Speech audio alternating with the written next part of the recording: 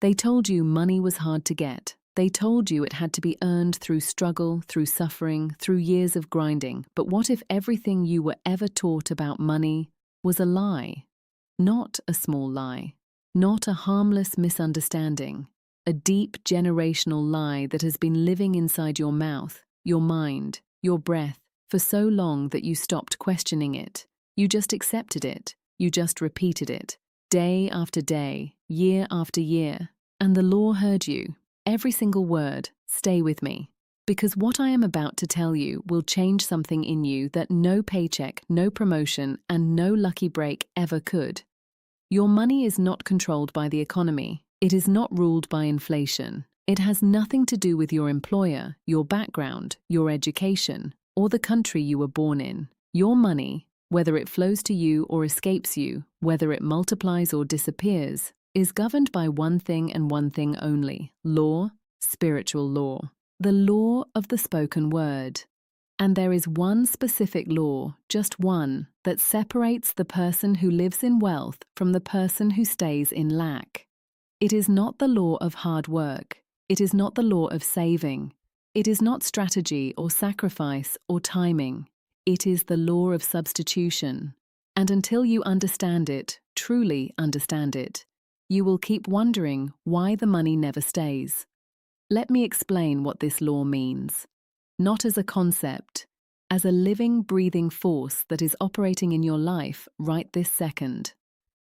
The subconscious mind, the part of you that runs your habits, your reflexes, your deepest patterns, it does not know the difference between a truth and a lie. It doesn't question what it hears. It simply records. It simply repeats. It simply builds your life around whatever is spoken most often. And that is the terrifying part. Because most people are speaking lack all day long without even realizing it. Think about the last time money felt tight. What did you say? What did your thoughts sound like? Did you say, "I don't know how I'll pay this"? Did you whisper to yourself, "There's never enough"?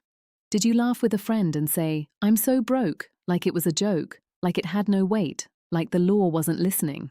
The law was listening.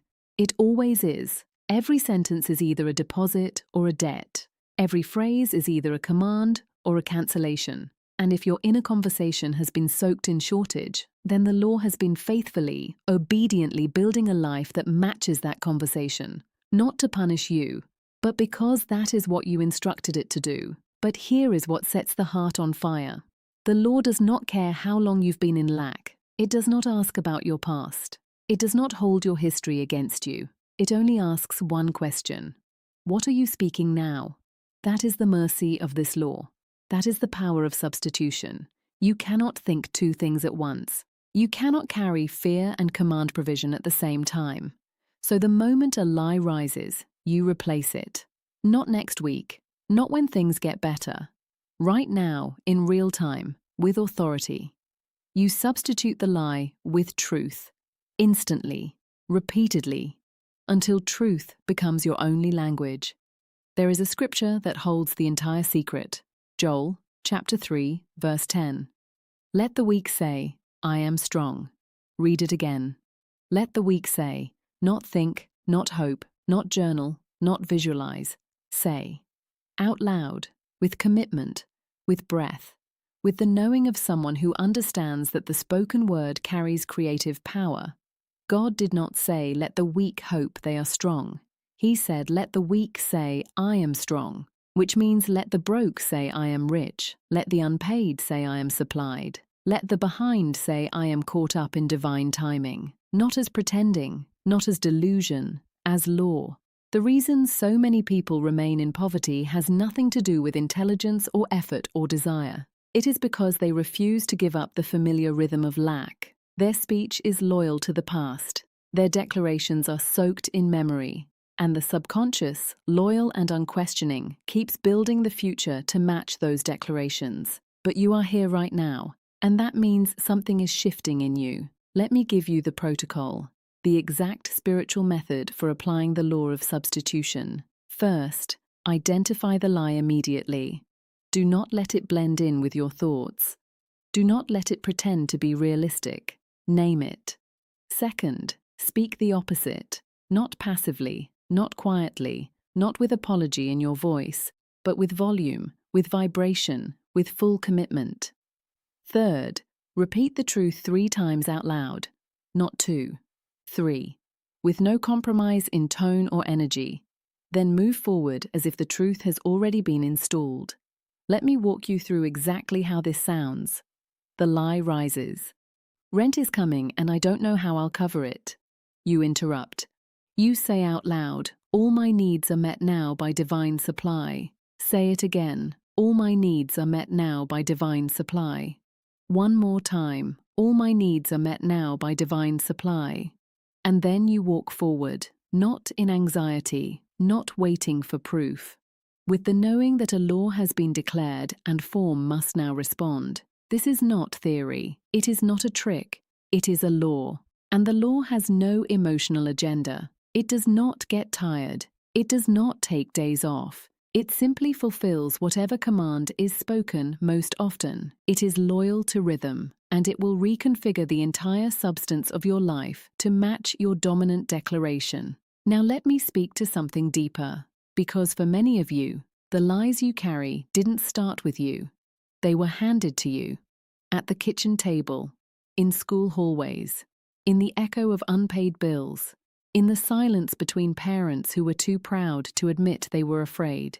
You heard phrases like, money doesn't grow on trees, like, we're not that kind of people, like, that's too expensive for us. And your young mind absorbed those phrases as truth, as identity, as law. But here is what I need you to hear. Those rhythms were never divine. They were never your true inheritance. They were rehearsed reactions to a world that forgot its own power. And now that you know this, you do not owe loyalty to that forgetting. You do not carry your ancestors' agreements with lack. Say that now. Say it out loud. I do not carry my ancestors' agreements with lack. That is not an affirmation. That is a cancellation. You are cutting a cord. You are ending a generational transaction. You are saying, the pattern stops here, in me, through me, because of me. There was a woman, tired and ashamed, who came to me carrying the weight of an entire family's relationship with scarcity. She said, I feel like I am betraying them by wanting more. And I told her the truth. You are not betraying them. You are redeeming the line. You are not abandoning them. You are lifting them. And she began, slowly, daily, with fire, to speak prosperity into her own name. She said, I rewrite the family story now. I am the first to declare the truth.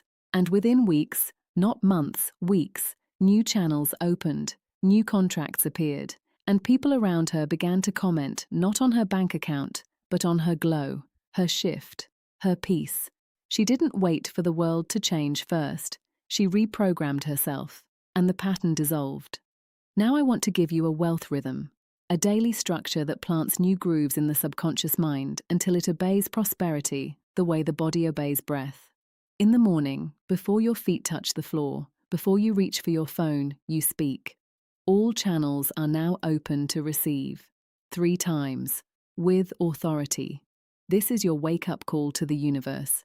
You are not asking, you are declaring it already done. At midday, when the weight of appearances tries to pull you back into fear, when you look at a balance and feel the old tightening in your chest, you interrupt that pattern and say, I expect lavish increase from the unseen, not small gain, not eventual trickles, lavish increase, the kind that defies logic, the kind that doesn't explain itself. Say it until your body relaxes. Say it until your heart believes what your mouth is declaring. At night, before you sleep, before the mind goes quiet, you seal the day with these words. My words of wealth are now forming into visible substance. You are not begging, you are claiming form. You are announcing that every truth you spoke that day has been recorded, received, and is now materializing in ways you cannot yet see but must trust. This is your substitution schedule, morning, midday, night, for 14 days, without exception, without apology, without skipping because of mood or circumstance. Because here is what will happen. You will not just feel differently, you will become different. You will begin to walk differently, speak differently, decide differently, because truth will have become your default. And when truth is your default, the outer world has no choice but to rearrange itself around that truth. Now let me give you the 3 declarations that you will speak 3 times a day for the next 21 days. Speak them out loud, not whispered, not doubted, spoken with the finality of someone who does not bargain with spiritual law. Declaration 1. Money comes to me from expected and unexpected sources. You are no longer bound to paycheck logic. You are not limited to what you can see. The law has infinite channels. You do not control the how, you only command the now. Declaration 2. I am open to receive what no eye has seen. Let spirit surprise you. Let the divine unfold wealth in forms you never anticipated. Say it until every cell of your being expects the impossible to arrive like breath. Declaration 3. I do not chase. I attract what is mine by divine law. You are not a scrambler. You are not begging for your own provision. You command it, you speak it, you radiate it, and what belongs to you must return. 3 declarations, 3 times a day. Spoken as rhythm, spoken as identity, spoken as law. And if you obey this without failure for 21 days, the subconscious will have no more room for the old frequency. The lie will have been crowded out. The new rhythm will be home. Think of it this way. Your mind is a bank. Every declaration is a deposit. Every repetition is compound interest. Every day you skip is a missed credit. And every week you persist is a multiplication of the vibration. Wealth is already yours, but your subconscious must be trained to stop blocking it. And rhythm is the only way. So here is your challenge, your covenant. For the next 14 days, you will not allow one word of lack to leave your mouth. Not a joke about being broke, not a sigh about the bills, not a casual complaint about the cost of living. You will become spiritually mute to the language of not enough. And every time a lack phrase rises, you will stop, you will write it down, and you will write its reversal directly underneath. That is how you retrain the vibration. That is how you recode the map of your financial life. Each morning you will declare, my voice writes my wealth, 3 times, with breath, with finality. Each night you will seal the day. I have spoken wealth today, therefore wealth must now appear. Not as a question, as a conclusion, as a king who has given the order and trusts that it will be done. And if you ask me, what if I don't see results right away? I will tell you what I know. The harvest does not grow in the same hour the seed is planted, but it grows, always. Because law is not delayed, only our obedience is. So let me leave you with this. You are not here to hope for riches. You are here to speak them into view. You are not becoming wealthy. You are becoming aligned. You are not chasing money. You are becoming someone money cannot resist. Because you have stopped speaking like someone who lacks. You have started speaking like someone who knows. And there is no force in heaven or on earth that can keep wealth from someone who has discovered their own voice, obeyed the rhythm, and refused, absolutely refused, to go back. This is your moment, not tomorrow. Now. Your mouth is your checkbook. Your word is your womb. And what you declare today is already forming in the invisible, rushing toward you, waiting only for the voice that will not flinch. Speak it, live it, seal it, because the law when obeyed makes wealth inevitable.